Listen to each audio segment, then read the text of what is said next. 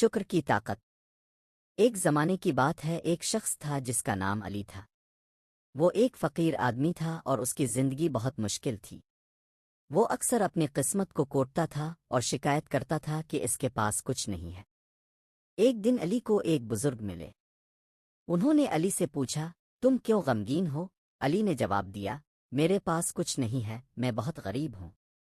بزرگ نے مسکرا کر کہا، تمہارے پاس ایک چیز ہے جو بہت قیمتی ہے، شکر۔ تم شکر کرو کہ تم صحت مند ہو، تم آزاد ہو اور تم زندگی کو دیکھ رہے ہو۔ علی نے بزرگ کی بات مانی اور شکر کرنا شروع کر دیا۔ وہ اپنی زندگی کی خوبصورتی کو دیکھنے لگا اور شکر کرتا رہا۔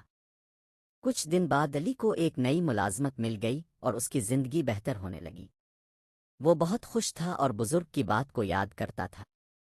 علی نے سیکھا کہ شکر کی طاقت بہت بڑی ہے۔